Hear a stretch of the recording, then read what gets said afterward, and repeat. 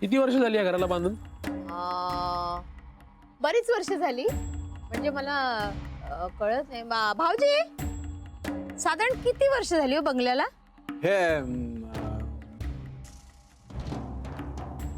काय नक्की साल आठवत नाहीये. काय हरकत नाही, फायनल सेल दिली तेव्हा कळेल. हो, तेव्हा कळेलच ना. कळेलच काय, घर विकायचं म्हणतायत ते. दुसरं उत्तर देता येणार आहे का आता? नाही ना?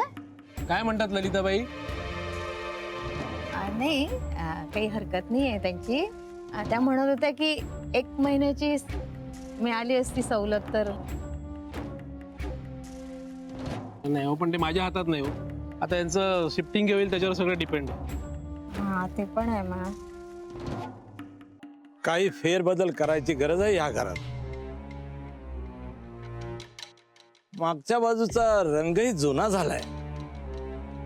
हा, ते फेरबदल वगैरे करा तुम्ही, रंगही काढून घ्या. फोटो पाठवते मी मुलाचा. हा, मग बोलून घेऊ आपण. आता काय बोलायचं यांच्याशी? हा, व्यवहार तर मीच करणार आहे सगळा. हा, घर माझं आहे. पोझिशनची तारीख ठरवा काय ती, आणि मला ताबडतोब कळवा. लगेच कळवते तुम्हाला, लगेच कळवते. या तुम्ही. हा, या या या. अरे पाटील साहेब, तुम्ही निघालात? हो, छान आहे घर. क्लायंटला पसंत पडलंय. कळवतं काय ठरतंय ते.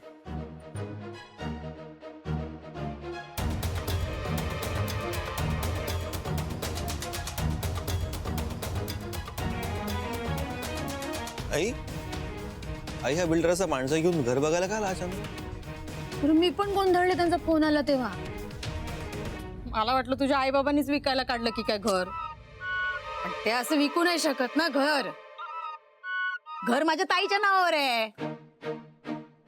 वच्ची मावशी काहीतरीच काय बोलताय प्लीज. अरे म्हणजे नंतर मला कळलं की त्या बिल्डरची लोणावळ्याला काहीतरी स्कीम चालू आहे बंगल्यांची. सेम आपल्यासारखाच बंगला. तर ती माणसं इतक्या दूर जायला तयार नव्हती, मग तो इथे घेऊन आला आपला बंगला दाखवायला. हा, आम्ही तेच म्हंटल, अचानक माणसं घरी येतात घर बघायला, तुम्ही लोक त्यांना काय बोलत पण नाही. आणि तुम्हाला फोन आला म्हणजे काय घडलं तेही मला माहित नव्हतं. जरा कन्फ्युज होऊन गेलो मी. होणार आहे, माहित नव्हतं ना आम्हाला पण. आणि आम्ही एकदम भांबवलोच रे. त्यातून पाटील साहेब ओळखीचे आणि पश्चिम मावशी तर काय घरच्याच, म्हणून गप्प राहिलो आम्ही.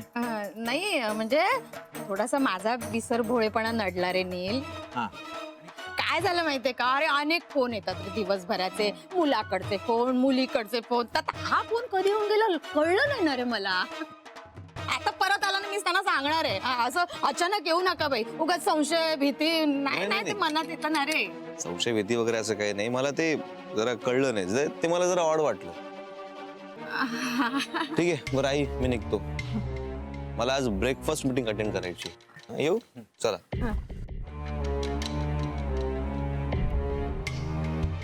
काय चाललंय तुमचं? मुद्दाम करताय ना सगळं? मी काय केलं बाई? वा, पाटलांच्या मालकीचं घर आहे हे. ते कुणालाही आणू शकतात घर दाखवायला. हो, तुम्ही आमच्या नातेवाईकात की त्या पाटील बिल्डरच्या? तो येणारे जरा आधी सांगायचं ना. इंद्रनील समोर जो काही गोंधळ उडाला ना, तो तरी नसताना उडाला.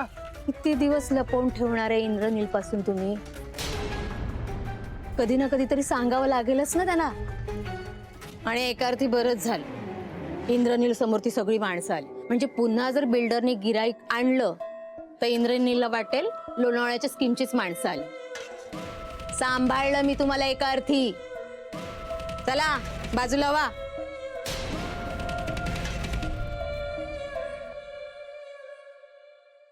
बच्ची मावशींचा असा राग आलाय ना मला आता. राग सोड. वच्छी मावशी आणि त्या पाटील बिल्डरची गट्टी वाढत चालली आहे, तिकडे लक्ष दे. हे घर जर रिकामं करायचं ना, तर आपल्या हाताशी थोडा वेळ हवाय. आणि हे काम फक्त वच्छी मावशीच करू शकतात, त्या बिल्डरशी बोलून. जोपर्यंत मी बच्ची मावशींना फटकारत नाही ना, तोपर्यंत तरी. हेच चुकतं तुझं ललिता. दीड दमडीच्या वच्छी मावशी त्यांच्याशी कसलं का तुझं शत्रुत्व? दुश्मन सुद्धा आपल्या तोला मोलाचा हवा. कसल्या फडतूस लोकांना ना टिश्यू पेपर सारखं वापरून फेकून द्यायचं असतं. इतके दिवस तेच केलं ना आपण, विसरलीस? आता वच्छी मावशी जाऊन त्या बिल्डरला भेटायच्या आधी त्यांना गाठायला हवं. आपल्या कर्माची गती आहे त्या वच्छी मावशींच्या हातात आहे, विसरू नकोस.